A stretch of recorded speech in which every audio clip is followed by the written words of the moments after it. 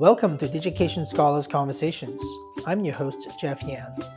In this episode, you will hear part 3 of my conversation with Joe Tranquillo from Bucknell University.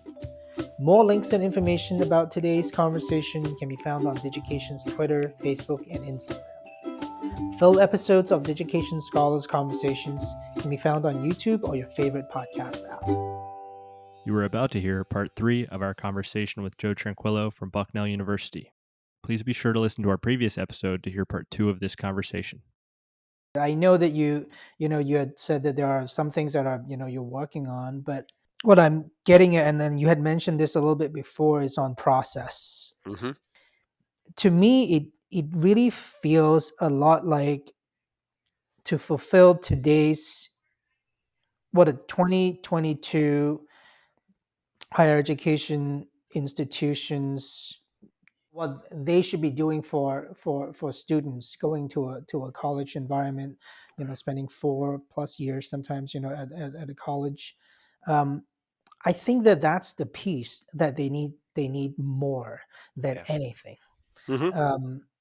And that's also the piece that will propel them beyond the college years and having to deal with situations that we won't know about if they did have to live on Pluto, or to have to explore. They may be the ones using a drone instead of a rowboat. Right. In the Yeah, future, absolutely. right?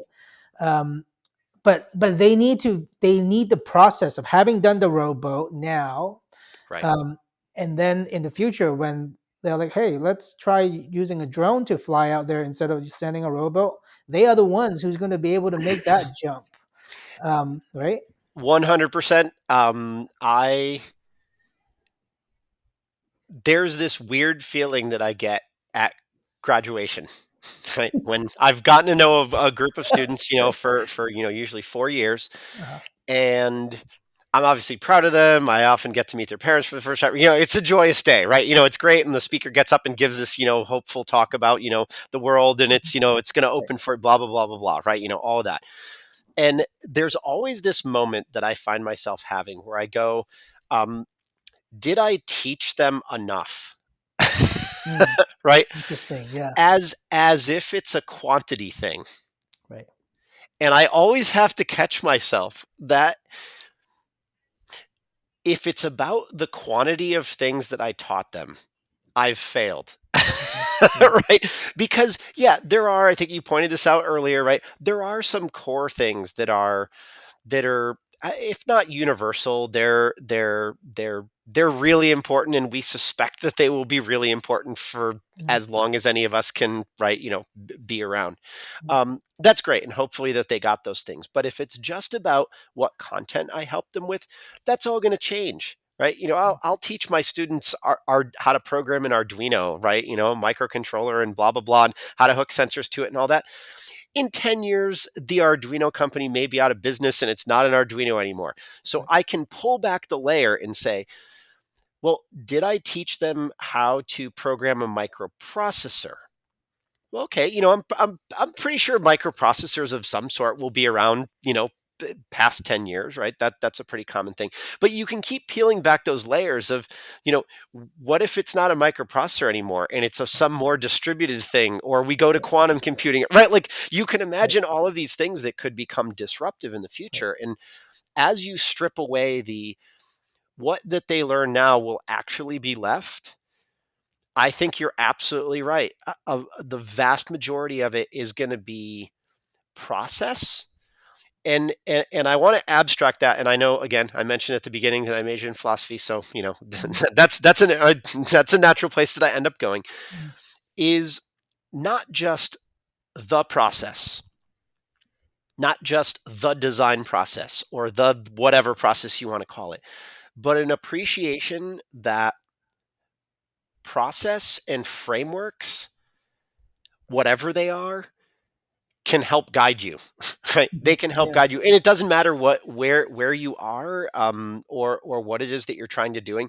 That having a process helps you navigate uncertainty, and frameworks help you navigate uncertainty. And the world is not becoming more certain. Mhm. Right, right.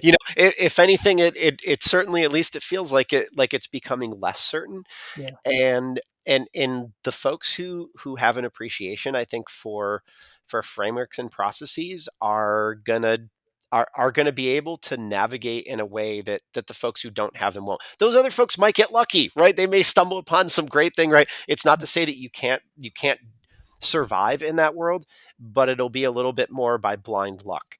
Um, Mhm. and so I think I always again have that moment at graduation where I go, have I taught them enough? And I have to kind of catch myself and Yeah. say, no, I didn't. And that's the point, because in 5 years, a lot of what I taught them is going to be Right. irrelevant, Right. right? My hope is that they took away an Right. appreciation for those lenses, Mhm. for processes, for frameworks, and that Yeah. wherever they land, they'll be on the lookout for what are the processes and frameworks of this area Right. that are going to help me. You give them the capacity to Right. learn and to continue Right. to hopefully take some of those core values that you Hmm. instill in them, um, so that those core values isn't just how you create a program or Right. evaluating, a curriculum, but it is something that they feel like it becomes an Hmm. important part of life. Um, and having that said, I wanted to maybe ask you, I mean, as someone who's, an administrator and thinking about the future of, students, and you talked about, even in the very early on, talked about, like retention, engagement Hmm. with students and whatnot. Right. um, I think that higher education, even before the pandemic that is COVID, and when I talked to Eddie Watson from AAC&U and the previous, episodes of the Education Scholars Conversations, he had mentioned that we're really faced with a dual pandemic, COVID and racism. Yeah. But in other, and people talk about all, in different ways too. It's not always just racism, but it's also, Right. identity. There's also other kind of equity issues, Hmm. right? There's also um, um, a great deal of other issues that we face in higher education: affordability, Hmm. um, mental health. I'd imagine that in your current role, you basically are putting out fires in all those areas on a daily basis. Do you Absolutely. want to talk a little bit about sort of, I don't know, like what you are seeing as being perhaps, issues, and what are some opportunities for, Hmm. how you think we can get ahead of some of these Hmm. issues? I can try. I mean, again, this is not Solve world entirely. hunger in 30 Yeah, minutes? right, right, right. Yeah, it's like, solve all the world's problems in a couple minutes. So, Yeah. it's not an easy task. What I would say is, there again, to go back to frameworks, right? I think, and I've got this on my bookshelf somewhere nearby. I won't go get it, but John Cotter, business guru, he kind of made his name by saying, he was one of the first folks that really called attention to the what is it to be a manager, what is it to be a leader, kind of really kind of pulling and dissecting those apart. But as part of that, what he did was to say, being a leader is about change. It literally is about actually seeing change take place and guiding it to a better place, right? Making sure that change is not change in a bad direction, right? But change in an intentional good direction. And he laid out, like everybody does, right? If you're gonna publish in Harvard Business Review and stuff, you got to have your, right, your taglines and stuff. Mhm. He had like an 8-step process, and I think there's a whole variety of them, and I would forget them if I even tried to do it. I mean, you folks listening can obviously look it up. But step number one is sense of urgency.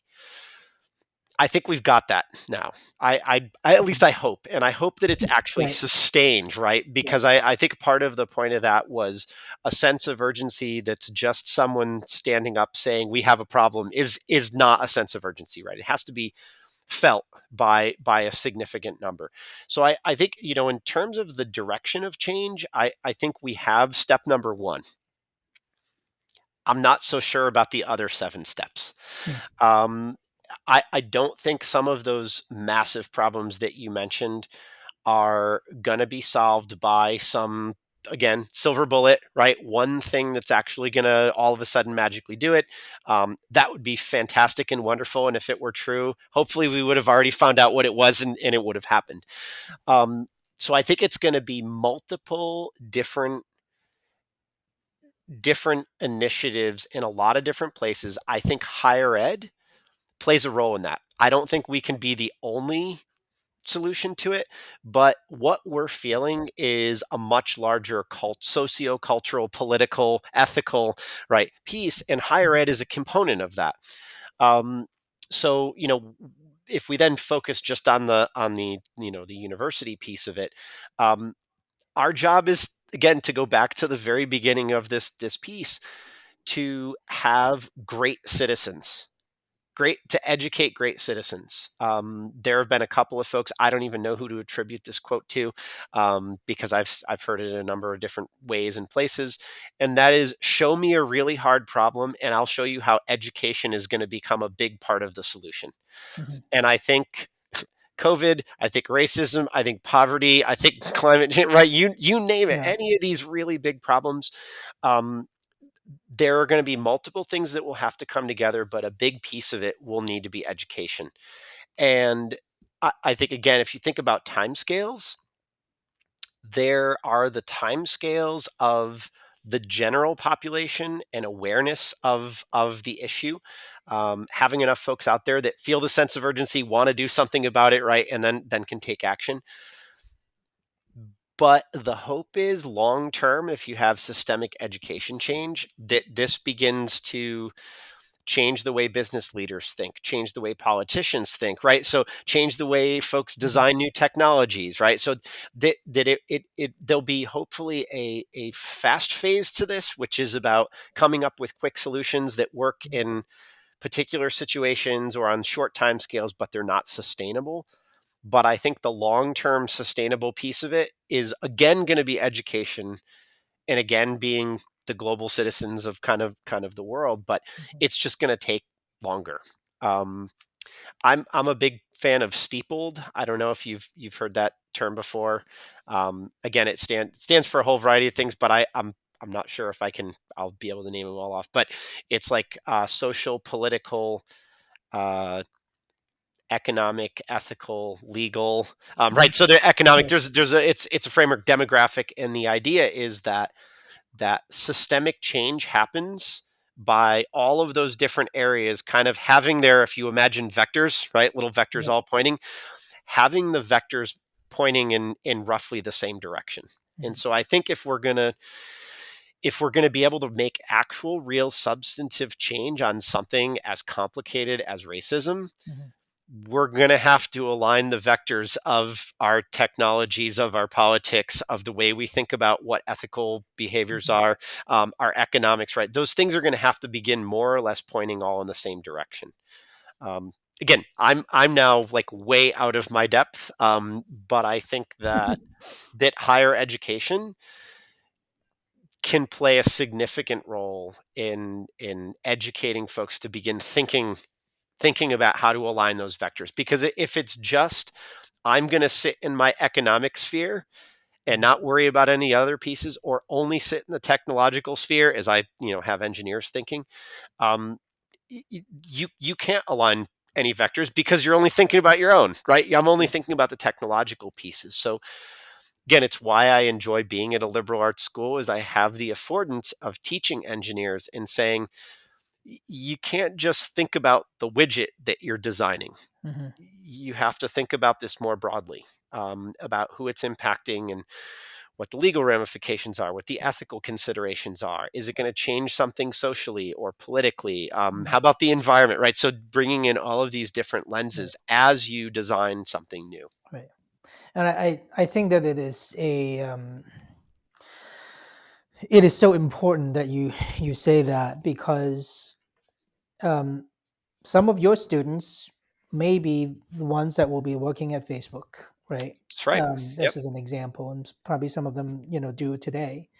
Um, and Or I know you have a thought. yeah, Or they'll choose not to work at Facebook. right, right, Right? exactly. Right. But that's precisely my point, because because I actually just saw the person, I forgot her name now. Of a sudden, she's the one who created that report, the whistleblower at Facebook, Right. who said, "Hey, we had this study," and she was talking about how she was brought on to Facebook to specifically look at sort of inside of the United States, how these extreme views of forms, etc.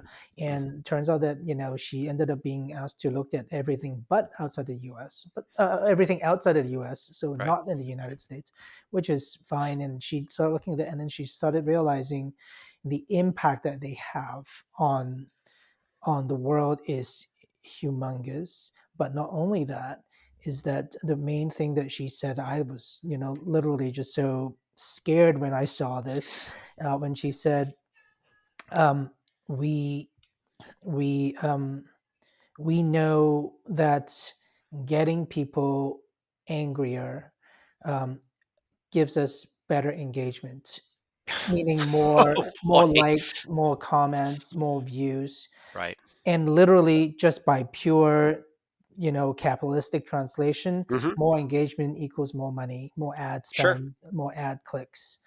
Um, and unfortunately, of all of the experiments that they happen to have run, I'm still hoping that this is one of those like Monsters Inc. situation where Right. laughter is better than being scared, that kind of thing. But they basically, of all the experiments that they have run, anger is the one that makes most money.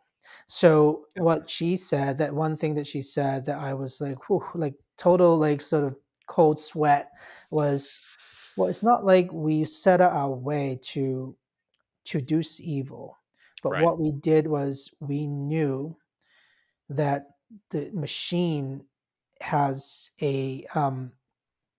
we found an optimized way to get to the largest quantity in terms of the bottom line. Right. And so at least so far that's the path. And so as a not so much as a feature, but that's just what happened. Sure. But we chose not to interfere it. We chose Right. to let it run wild. And Right. so when we chose to let it run wild, that's the part where you're keeping a blind eye on it. But Right. from a pure, sort of, technological, part of it, it's incredible. You kind of tap into Yeah. something that you just couldn't otherwise, sort of tap into, and you get the social dynamics, etc. Hmm. And in combination, it creates a very powerful force. I think you are so right on, and there's a couple things that I would love to dissect there. I know we're probably running out of time. Um, I think one, going back to a much earlier comment, which was, I think this generation, by and large, is becoming more interdependent. Mhm. Their Right. thinking is more interdependent. That is fantastic and awesome and wonderful. The dilemma is that we have created infrastructures and ways by which a handful of very individualistic folks can take advantage very Mhm. quickly without many checks at all. And so Right. the dilemma is that what are, if you think about what Facebook is literally tying into, it's the desire to be interdependent. They're literally feeding off of the Right. population that wants to be as interdependent as possible. Right. And right, and then they're hacking, neurophysiology and things like that, of the way pleasure and pain kind of works, and right, what feels good versus what doesn't feel good, right, all of those sorts of things. um, but it doesn't take a lot of folks to actually run a company that can have a massive impact on everyone all over the world, because we've created the infrastructure by which a couple of voices can have a really, really large voice. Right. And this is, I don't even want to get started on technology, because that could be a whole other show. But my view of what technology is we take things that we can do often with our brains and our bodies, and we push them out into technologies where they can evolve separately. They don't have to go through the DNA anymore to evolve and to modify and to change. And for that reason, they can evolve and change much more quickly. But what they can do is they can take something like a human voice, Mhm. right, which is spoken, and there's only so loud that I can yell with my actual voice. Right. What we've done is to create technologies that can yell much, much You had louder an inherent limit. to a That's right. much right. Right. Physiologically, I have a Yeah. limit on Yeah. how loud my voice can be, but we've created technologies that allow amplifiers and magnifiers, and we've allowed a handful of folks, I think, to have the keys to those, Mhm. and it's And not enough, not that's a enough, scary place to be. right, and not enough. There. I almost feel like that it is perhaps through the lens of liberal arts students, Hmm. college students who have gone through an engineering program. I know you Right. teach engineering, but like Hmm. specific engineering program, but through with that heavy liberal arts context, where Right. they not only will they understand that, but they might be able to say, hey, look, one of the ways that I can help would be to work on regulations. So maybe Yep. my next degree isn't to get a PhD in Exactly. engineering, but in law, Yep. and I'm going to start to make changes, Hmm. at in DC, and where the types of regulations, the types of ideas that I will have will not get eclipsed by Right. the engineers that are running at sort of like they're running at an unfair advantage today. Sure. They also have all the data to make the decisions that they need to make. Yep. When I think today, when a you know the types of people who are qualified to make sort of decisions at a regulatory basis, Hmm. they lack all of the knowledge, all of the experience, all of the data, all of the Right. access to real-time changes and trends Right. to even combat that. Right. I almost feel like, sure, you can regulate all you want. You're gonna see a tech company such as Facebook be able to come out of a congressional hearing, sort of be like, yeah, well, there's not a whole lot you can do, and then Yeah. our stock is going to jump up, right? Right. That's against the general sort of principles of how the physics is supposed to Sure. work. Sure. I think you're right on. This is always a lot of fun to sort of going back and see, Yeah, go back, and again, we've been talking about reflection and things like that, to go back and see the dots that get connected for the yeah, conversation that we've had. And I kind of feel like we've come full circle in the sense that this really is about educating a next generation mhm, to see a shiny new object for what it is, mhm, and to say, that is a neat new object. I'm going to pick it up. I'm going to try it out, but I'm going to be a little bit critical of it, right? yeah, I'm not just going to assume that it's the best thing that's ever come about, because there will always be a next shiny object, right?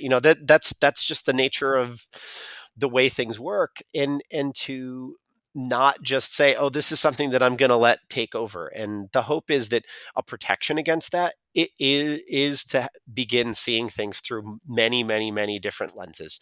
mhm, um, because again, if something passes the many, many, many lenses test, it might be legit.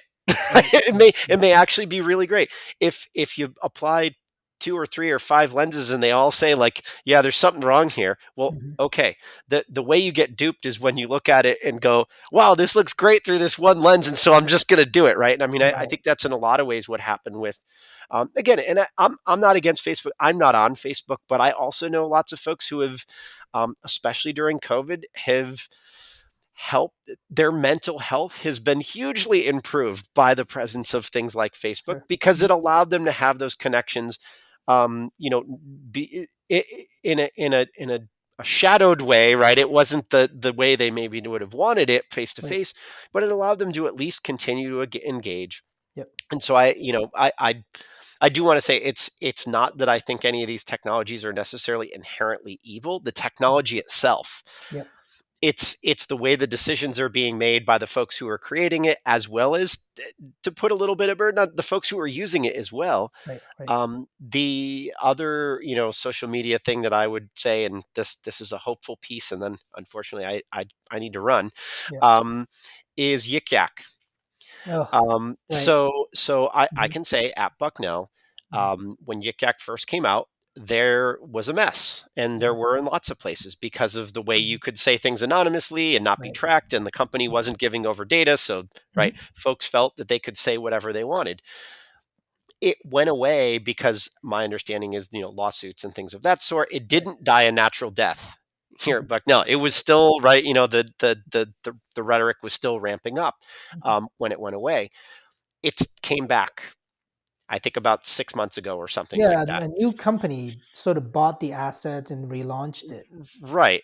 Yeah. And here's the thing that's interesting is it was what, 4 or 5 years later, something Mhm. like that. Yep. Um, as an administrator, I was watching bits and pieces of this Mhm. kind of coming and going, Yeah. "Oh, no," right? Here we go again, and this time it might be even worse, right? Um, the students on their own Mhm. basically rejected it. Oh, really? Due to Interesting. the way voting happens, due to the way posting happens, they on their own, without us intervening at all, Mm. um, basically effectively removed it from campus. And that doesn't mean there weren't some things that were bad that happened, but it does give me some hope that, again, if That's really interesting. And by the way, that may have something to. I mean, literally, we have a. This is in college, like terms, it is a new generation. it Literally, is 4 or 5 years ago, those it, students have graduated, and you have a new it, batch of it students. It absolutely is, and I Yeah. think you're 100% right. And so, again, where those students are going to be, what this next generation is going to be. I mean, I know you have kids, I have kids. I think the trick is going to be, who are the college students going to be in Mm, 5 years, in 10 years, who have lived through COVID, at some developmental phase, right? And it'll all be different. But observing what happened in elementary schools, what happened in middle schools, what happened in high schools, um, the difficulty that I see is that there were inequities that were already present, mm, and I think COVID magnified them. And right. that's something I think higher ed is going to have to really consider, is the range of students who should go to college, can go to college, the range of their, not just their ability, but their mindset, Mhm. and what they've actually been exposed to during the course of their life. I think we're going to see a much wider range, um, mostly because of COVID, but not entirely. I think Yeah. it's because of a lot of factors. Yeah. All right. Hey, Joe, thank you again for all of your insights. You are incredibly thoughtful. And, it's really one of those, when people describe, when I see, I don't know, Colbert, interview someone coming in, they say, this is a lovely and talented, so and so. I think that's who you are. You really have, a fascinating mind. And that combination of that jazz musician and the biomedical engineering um, really gives an incredible view and a very diverse and a multifaceted way of looking at the world. So I hope that we will do this again soon. I feel For like sure, there's a I lot would more love to to. talk about still, but I'll let you go now, and we'll hopefully catch up again soon. Absolutely, for sure. And thank you again. This was just a real treat for me to get a chance to just chat. You started off by saying that you always learn something new, and I always learn something new from you. So thank you. All right. Well, take care. Thank you. Bye. Bye.